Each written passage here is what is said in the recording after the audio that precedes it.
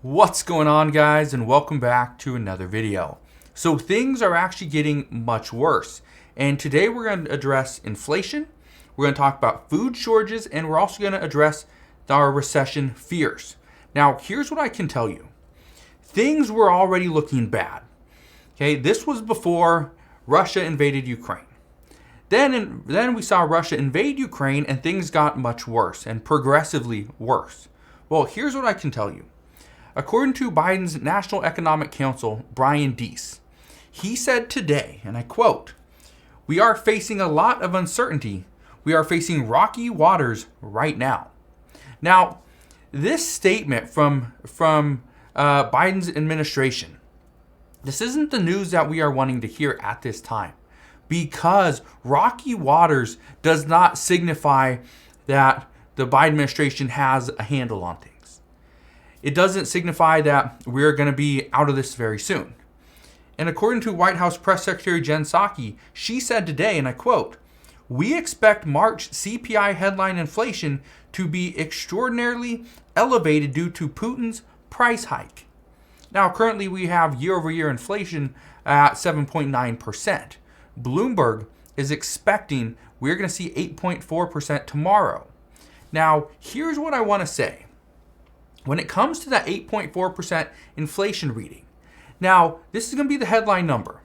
Okay, now we are going to look at the core. We want to look at core inflation. We want to see this about 5%. If it's elevated, it's 6 or 6.5%.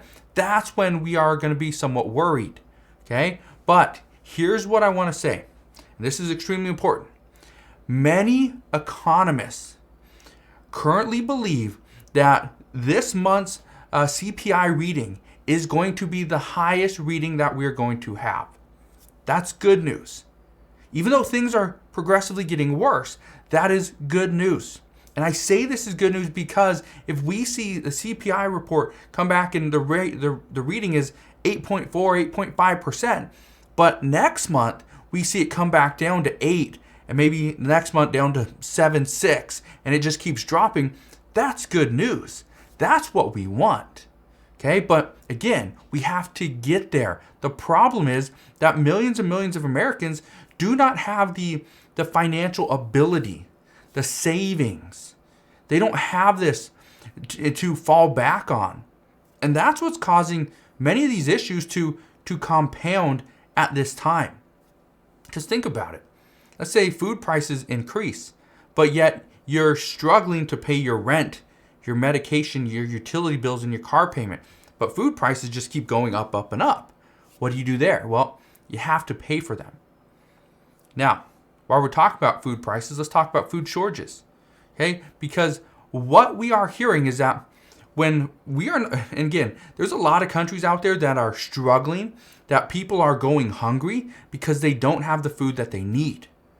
But, and this is a big one, experts are telling us here in the United States, we will not have that problem. What we are going to have, the problem that we will have after we buy the food is the American people are going to be broke.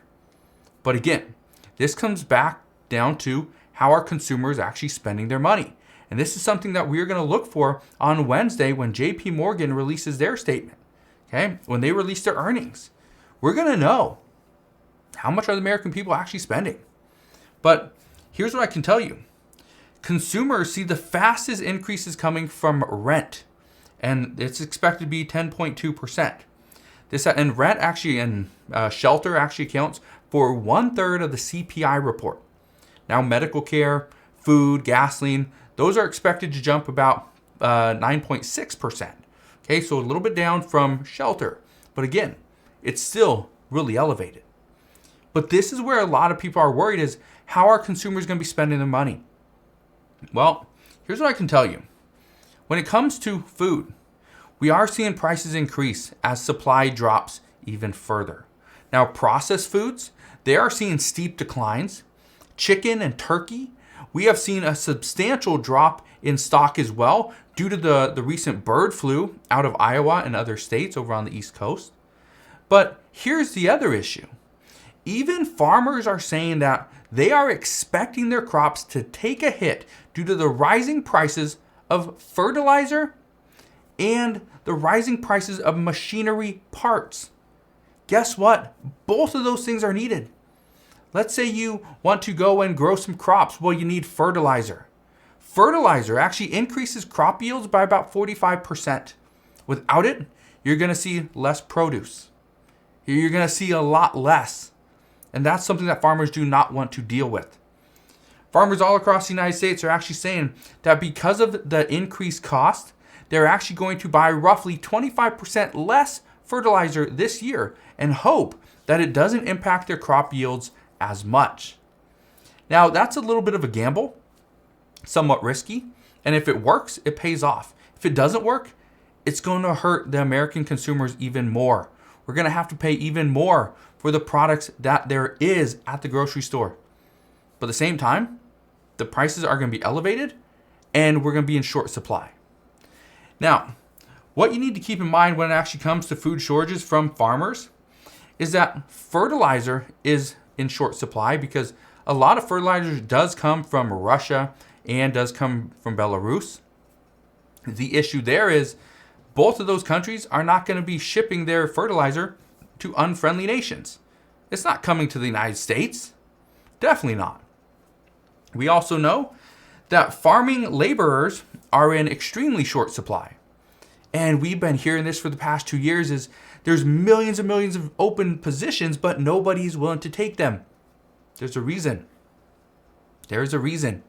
So just because we're seeing shortages in, especially food shortages, one of the compounding effects of that is there's not enough workers.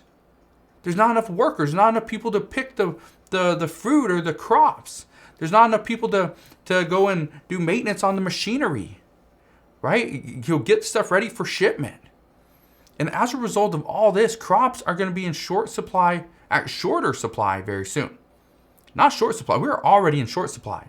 Shorter supply. Just the other day, I actually went to the grocery store to pick up some limes. All I needed was 2 limes. Guess what? They didn't have any limes. None. Had no limes. I actually went to another grocery store to go and get lemons because that store didn't have any lemons or limes. Well, guess what? They had 1 lemon. Then they had lemon juice in a bottle. I had to opt for lemon juice. I guess it's the same thing, but not really. Now, the last thing I want you to really understand when it comes to farming is that the costs we are seeing right now, they aren't yet experiencing much of an increase. And I know people are going to say, whoa, what do you mean we're not seeing an increase? I'm seeing an increase. Well, here's the thing. The reason we are not seeing much of an increase at this time is because many farmers have had their contracts locked in for months or years. But guess what happens once these contracts expire? Guess what happens once these grocery stores have to renew contracts or farmers are renewing their contracts for more fertilizer, right? What happens then? Experts anticipate prices are going to soar. Soar. They're not going to decrease. We're not going to see more produce.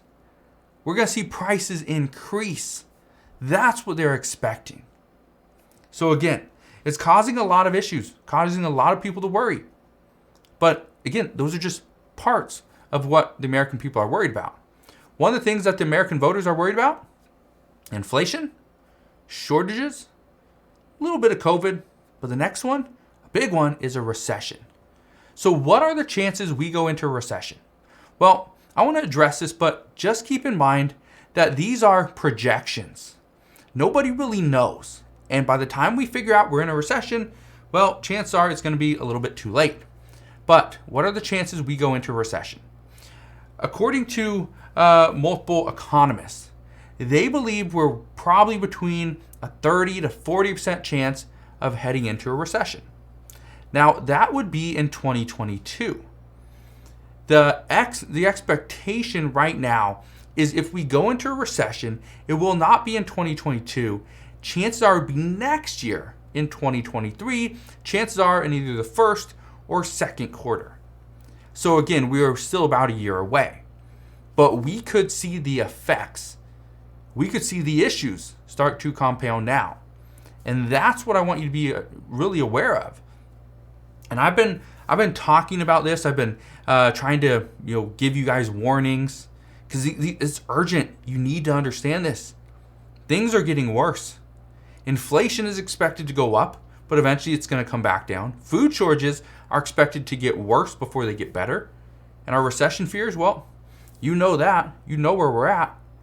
If all these things keep getting worse, chances are we could be heading into a recession if we are not already, in it already. So we'll see what happens. But as always, as I know more, I promise I'll come back on, share all latest news and updates. Just want to thank you guys for watching. Again, do yourself a favor. Make sure you are prepared, whether it means buying, a little bit extra food that will stay good for 6 to 8 months. Do that. Maybe you're going to make sure that you are working a few extra hours every single week to put that money into savings or to pay off debt so that inflation doesn't hit you as hard as it does most people. Just remember, be prepared. That's all we can do. All right? So again, thank you guys for watching, and I'll see you guys on the next one.